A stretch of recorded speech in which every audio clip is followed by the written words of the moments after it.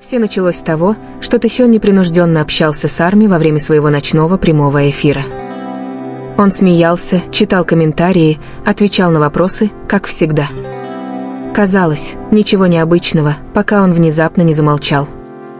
Тэхён на мгновение опустил взгляд, его улыбка немного померкла, когда он замешкался, словно решая, стоит ли ему говорить то, что у него на уме. Раздел комментариев мгновенно взорвался. Ты в порядке? Что случилось? Расскажи нам». Затем он поднял голову, сосредоточив взгляд, голос стал ниже, чем прежде. Прямо в этот момент Чингук, который смотрел прямой эфир дома, заметил, что что-то не так. Он наклонился ближе к экрану, нахмурив брови, ожидая. Тэхён тихо вздохнул. А затем он сказал это, предложение, которого никто не ожидал. Предложение, которое заставило Чингука замереть в шоке. Это было не громко. Это было не драматично, но это было честно и полно эмоций. Арми сошли с ума. Видеоролики мгновенно разлетелись по социальным сетям, и через несколько секунд имя Чингука стало трендом, потому что его реакция говорила громче слов. Взгляд Чингука смягчился. Его губы слегка приоткрылись, как будто он не мог поверить, что Тэхён наконец-то сказал это. Что бы ни значило это признание, было ясно, что между ними навсегда что-то изменилось. И это было только начало. В тот момент, когда слова Тэхёна вырвались, все изменилось. Не только в том прямом эфире, но и во всем фандоме. Чингук сидел совершенно неподвижно, широко раскрыв глаза, глядя в свой телефон, как будто ему нужно было перематывать этот момент снова и снова, чтобы поверить, что это реальность. У него перехватило дыхание. Выражение его лица было невозможно скрыть. Через несколько секунд его реакцию засняли и опубликовали везде. Чингук в шоке после признания Тэхёна. Вы видели, как он выглядел? Тэкук настоящий. Детективы Арми работали быстрее, чем когда-либо. Сравнения бок о бок заполонили ленту времени, анализируя каждую деталь, поднятую бровь Чингука, то, как он закусил губу, как он прикрыл рот рукой, словно пытаясь что-то сдержать. Некоторые говорили, что он был удивлен.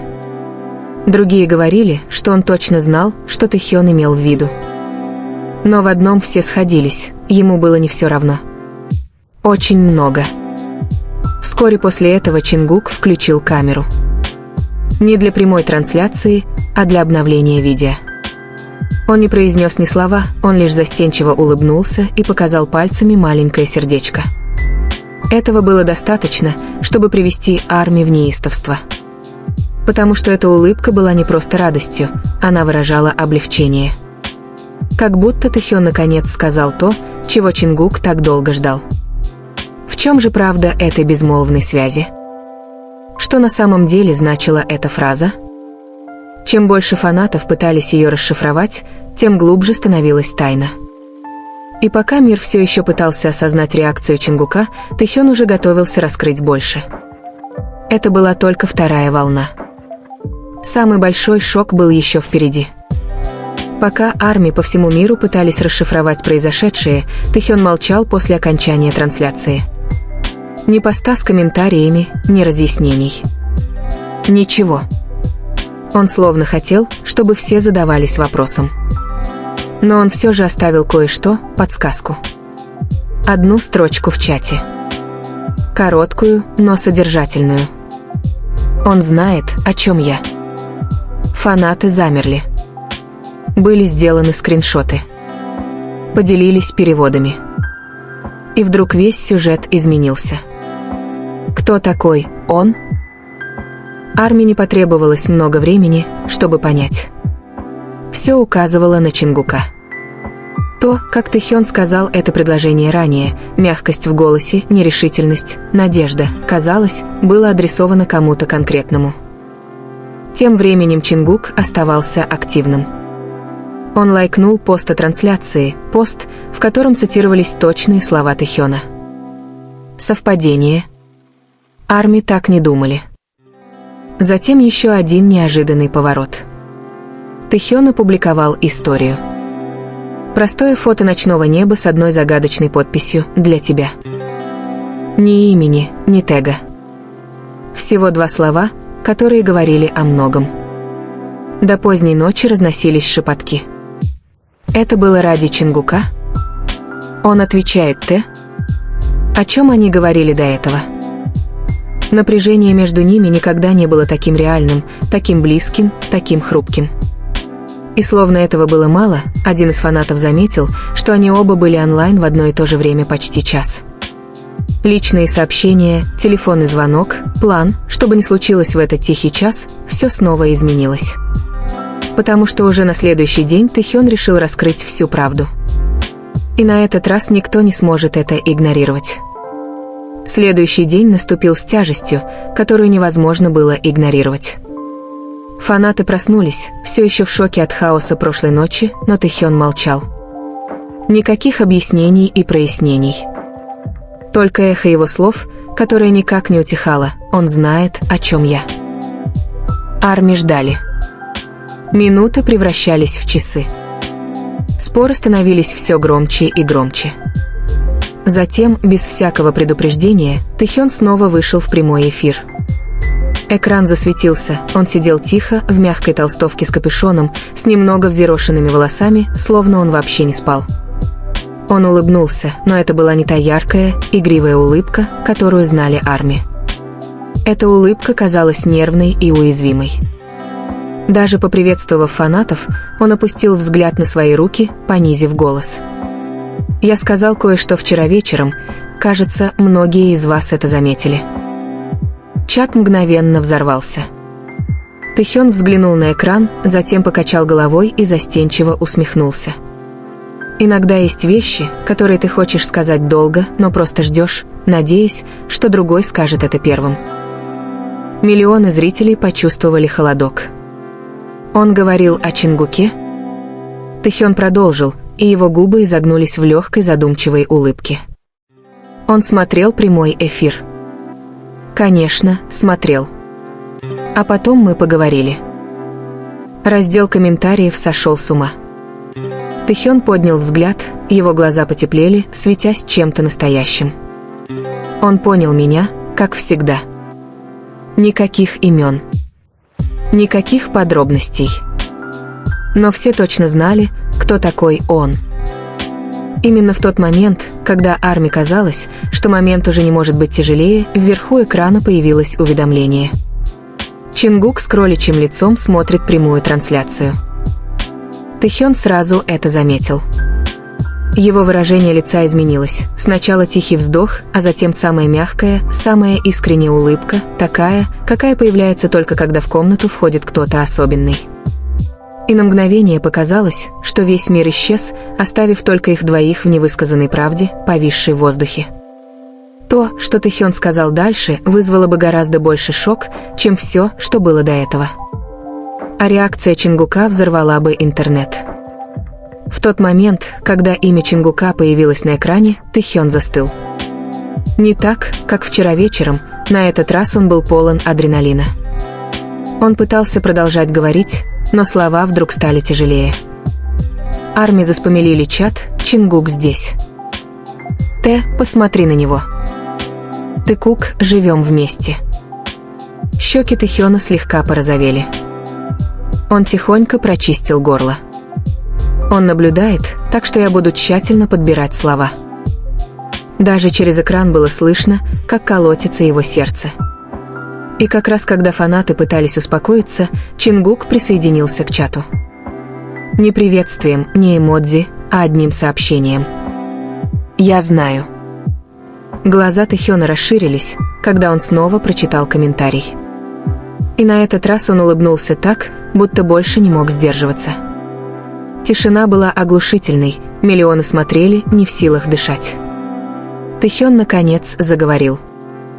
«Тогда ты тоже знаешь, почему я это сказал». От Чингука выскочило еще одно сообщение: «Скажи чётче, Хён». Вызов. Напряжение. Электричество. Фанаты буквально чувствовали, как этот момент приближается к чему-то неизбежному. Тэхён наклонился ближе к камере, его глаза сияли честностью. «Перестань заставлять меня совершать все эти смелые поступки». Чат взорвался хаосом. Все кричали, все плакали, все уже нажимали на повтор. Но тут Чингук отправил сообщение, которое разорвало мир: «Я приду». У Тэхёна перехватило дыхание. Он отвел взгляд. Нервный смешок вырвался из груди. Прямо сейчас? Никакого ответа. Секунды шли, каждая громче предыдущей. Затем раздался звонок в дверь Тэхёна. В комнате воцарилась тишина. Тэхён повернул голову к двери, широко раскрыв глаза от шока. Миллионы наблюдавших затаили дыхание вместе с ним. Он медленно встал, почти боясь поверить в произошедшее. Его босые ноги мягко ступали по полу. Каждый шаг был неуверенным, но отчаянным. Тэхён добрался до двери. Его рука замерла на ручке. Он на мгновение замялся, а затем снова посмотрел на свой телефон, как бы спрашивая про себя: «Неужели мне действительно стоит делать это перед всеми?» Разговор превратился в ураган. «Открой». «Чжи Ким, там, о боже». «Ты-гук», момент в прямом эфире. С дрожащим выдохом Тэхён повернул ручку. Дверь приоткрылась совсем немного, достаточно, чтобы свет из коридора проник в комнату. И тут послышался знакомый голос. «Т». Это был он. Чингук вошел, натянув толстовку, дыша часто, словно бежал всю дорогу. Их взгляды встретились ошеломленные, эмоциональные, испуганные, с облегчением. Губы Тэхёна приоткрылись, он не мог говорить. Чингук нервно рассмеялся себе под нос, потирая рукой затылок. «Если ты продолжишь говорить такие вещи, мне придется прийти». Напряжение было электрическим, грубым, неприкрытым, настоящим. Тэхён прошептал: «Ты действительно пришел». Взгляд Чингука смягчился. «Ты просил меня понять, и я понимаю. Но иногда мне хочется, чтобы ты сказал мне это прямо». Чат был в полном разгаре: слезы, крики, документирование истории. Тэхён взглянул на телефон, внезапно вспомнив миллионы наблюдавших. Чингук проследил за его взглядом. «Выключи». Его голос был тихим, серьезным, но мягким. «Некоторые вещи не для всех». Тэхён не двигался. Он просто смотрел на Чингука со страхом и тоской, переплетенными воедино. Наконец, Тэхён потянулся к экрану. Последнее изображение, которое увидели зрители: Чингук подходит ближе, их силуэты почти соприкасаются. Рука Тэхёна дрожала, когда он завершал прямую трансляцию.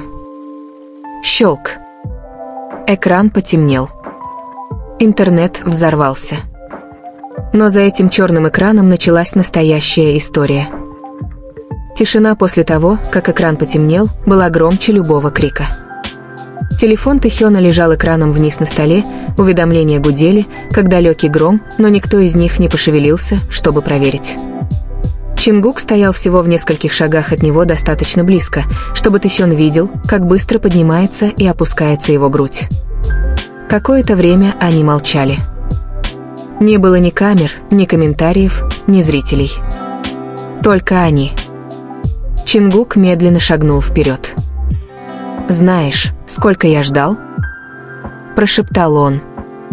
«Чтобы услышать от тебя такое». Тэхён сглотнул, голос был едва слышен. «Я боялся». Взгляд Чингука смягчился, но его разочарование было болезненно явным. «Боялся чего?» «Того, что я сбегу? Того, что я не буду чувствовать то же самое?» Тэхён опустил взгляд, скрывая страх. Боялся, что произнесенное вслух может погубить нас. Чингук протянул руку и нежно приподнял подбородок Тэхёна, так что их взгляды встретились. Ты никогда не сможешь нас погубить». Слова дрожали между ними, хрупкие, но искренние. Тэхён прерывисто выдохнул, его защита рухнула.